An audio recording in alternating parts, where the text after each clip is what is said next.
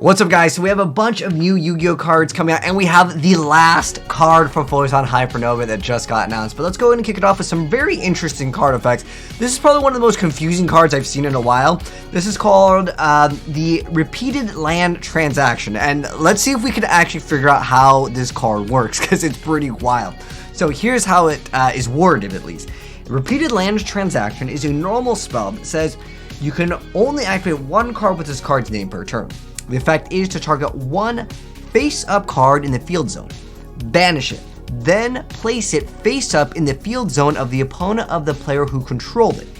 Then you can choose one field spell with a different original name in the graveyard of the player who now controls the first card and place it face-up on the field zone of the player who controlled the first card when it was banished. Now, if that was confusing, they have a too long didn't read version of it because it is still confusing. After I read it, I was like, what the heck is this? Okay, they're probably going to change the names for the translation. So, player A controls a field spell. Player B takes control of the field spell. Player A might get to activate another field spell from player B's graveyard at activating player's discretion. Note, does not activate just for simplicity. So, you take it and it doesn't actually activate? Confusing, but hey, that's what it does. If someone actually understands it, please comment, because like, without gameplay, I still am just like, dude, I don't even get it, man. Doesn't really make too much sense to me, but let's go ahead and move on. Okay, so we have a lot of the remaining cards from Photon Hypernova, and of course the final pack, and then we have some secret cards coming out. It's like secret utility something is I think what the other set is called.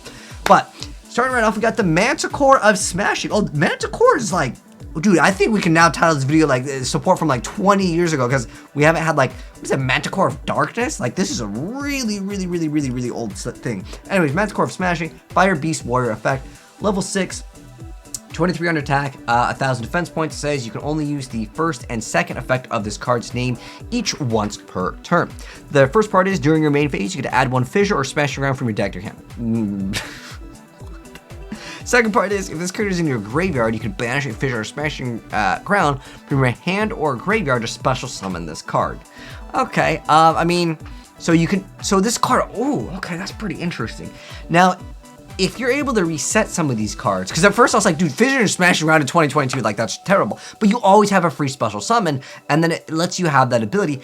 I mean, if it made it so you would banish one, or during your main phase, you can add one that is from the banish zone back to your hand, then you could keep on popping one card. Now it's a little bit interesting, you know, like the first effect kind of meh, but are you really going to be playing that many bricks in your deck? Because you have to play multiple to get like good value off of it, unless you have some card that targets a banish card and then like resets it to get some bonus effect, and your engine is all around that. It might be kind of tough. Interesting though, and I like interesting cards.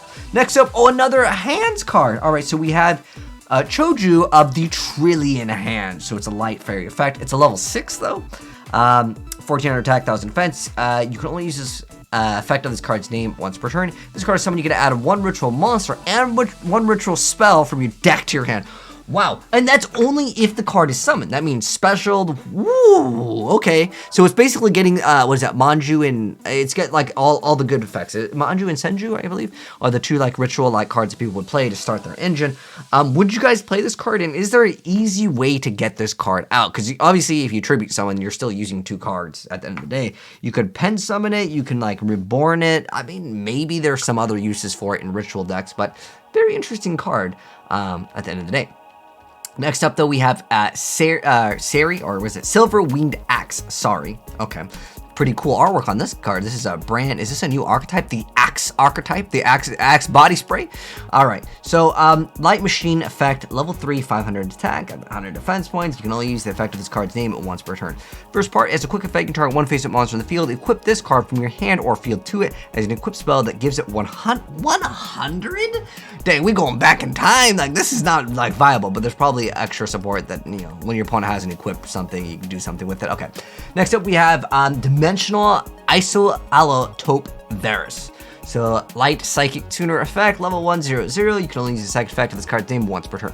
First part is, it can't be sure of a battle with a monster with the same type and or attribute. Second part is, you can declare one type and attribute. Tis this card's type and attribute become the declared type and attribute until the end of the opponent's turn. Okay, so you have a monster can't be destroyed by battle. I thought I was going to be able to I guess what you're able to do is you're able to copy and you crash into the monster.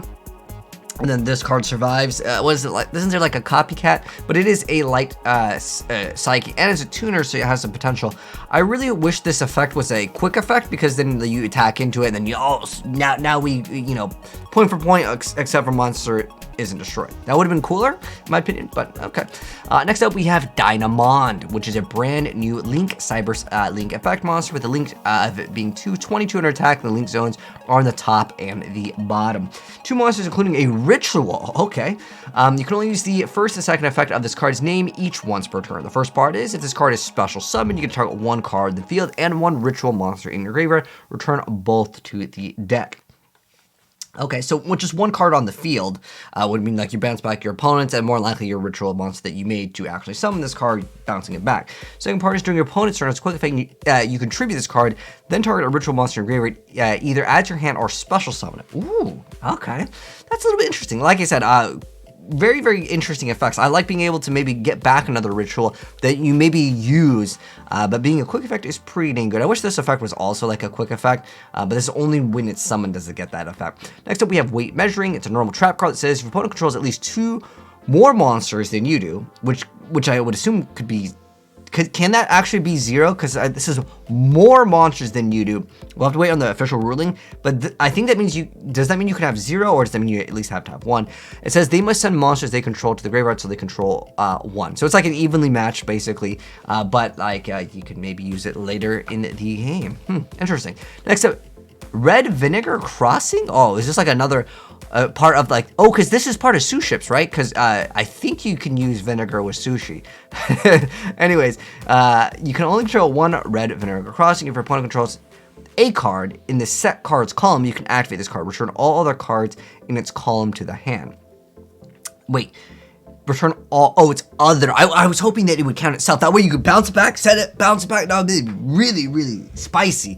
And so the third effect is unoccupied zone in this column, or its column cannot be used. Oh, so you can block out things. But it says it bounces all of them in the column, which includes the extra monster, right? I don't think that you can block the extra monster zone. If you can, then this card's broken, but I don't think, most of the stuff that works on columns, it has a lot of like erratas, and a lot of things are like, what is it, that like ground collapse, you can't select the extra monster zones, even though like the card doesn't specify. I'm pretty sure you can't do that. But like if you just make like, you take 1 extra zone and then you're like, okay, lock it down. I don't think it works like that, but it would, if it does, hey, this card's actually like pretty broken. Next up, we have the Threatening Ore Summonite.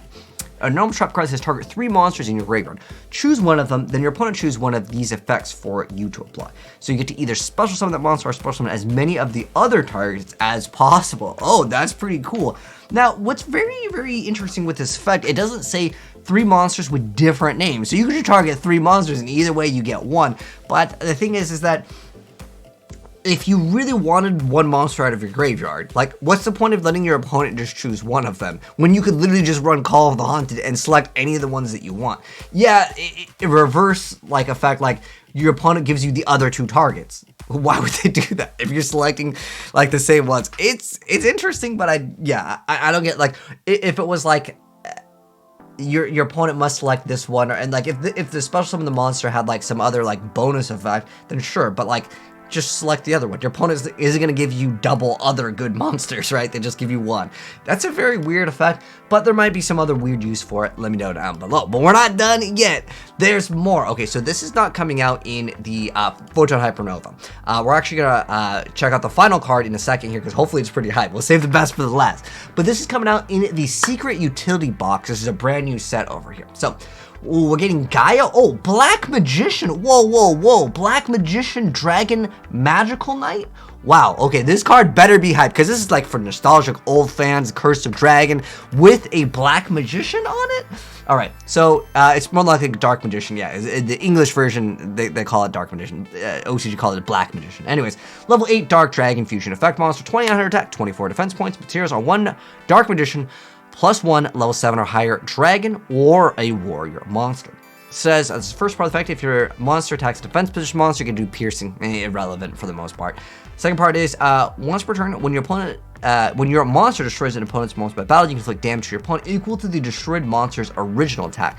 Now, it isn't dark. If it was light, this would actually be really huge, because BLS could work with it. And then the third effect, or not BLS, honest, right? The third effect is, if this card is destroyed, you can disperse one Dark Magician and one Guide the Dragon champion from your hand deck, extra deck, and or graveyard.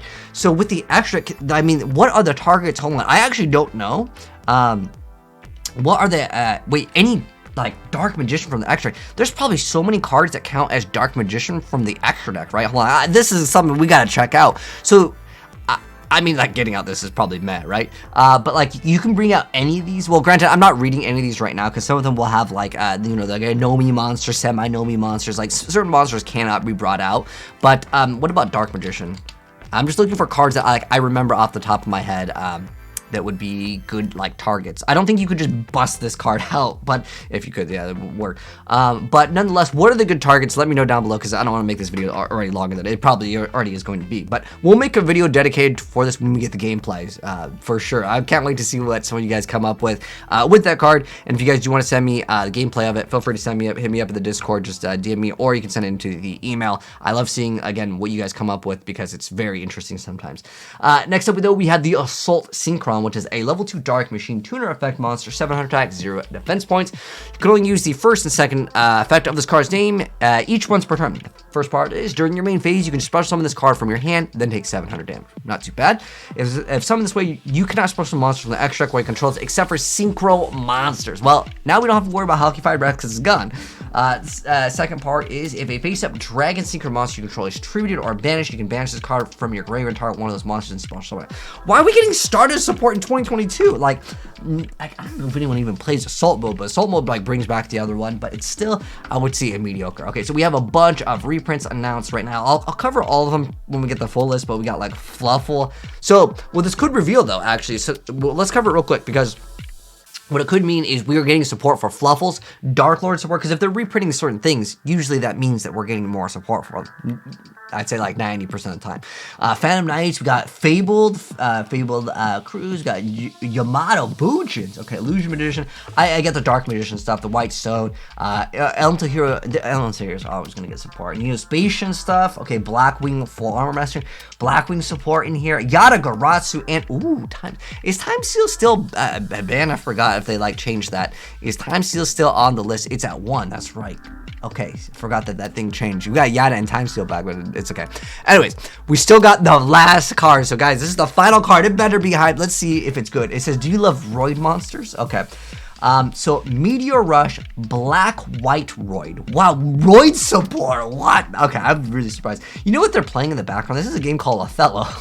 Alright, anyways. Machine Effect, Earth, level 10, attack, defense 0. Says you can only use the first effect of this card's name once per turn.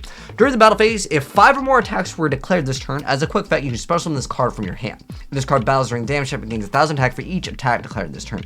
So it's like a 5,000 attacker? Now, I don't know. If your opponent is attacking you with 5 monsters, right, and you, like, maybe defense up, and then you're like, bam, special summon, and you can make it have 5,000 attack. No one wants to even play Gores in 2022, right?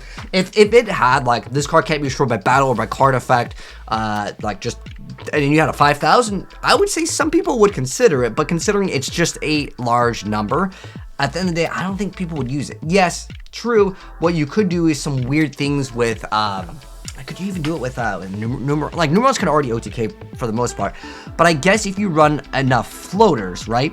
Now, what's interesting is it's just 5 or more attacks declared this turn. Now, what's even crazier with this, actually, thinking about how this could work. Actually, wait, hold on. I just already thought in my head how to make this incredibly broken. So, what you can do is just run floaters into floaters. It take, like, let's say your opponent has a monster with like 1,500 attack, right? You have like Mystic Tomato crashes into something else, and that crashes into something else, and it's each attack declared this turn. So all you would need to do is crash a bunch of monsters into your opponent's, as long as, like, let's say you take 200 to 300 damage, even like maybe like 500 damage every single time. you take enough damage, then you just go, okay, special summon this card has like, you know, 15,000 attack. GG, I attack into your monster that only has 4,000 attack. You lose. That's actually not that bad. Considering you're doing the battle phase, it avoids a lot of the hand traps, right? This is, at first I was like, dude, this card's garbage, and like, no, wait, hold on, this is content over here. So yeah, we're gonna definitely, we're gonna make a gameplay with this card for sure. I don't even know why it has anything to do with Roy. It's kind of like, I think they're trying to think of like big brain plays, like you be playing checkers while I'm playing chess, you know? But cool card nonetheless. Yeah, I already got my idea for the video. If this card already out, we're gonna get some gameplay of it. But anyways, thanks for tuning in. If you guys enjoyed the video, drop a like on it. If you're new here and you want to see more new Yu-Gi-Oh cards, hopefully we'll get that extra like Blackwing support. I think that would be cool. I want Glad Beast support too. But anyways, if you guys enjoyed it, drop a like. If you're new, subscribe, turn the bell so you don't miss out when we cover more of these new Yu-Gi-Oh cards in the future if this is your first time here. And I will see you on the next video. Peace.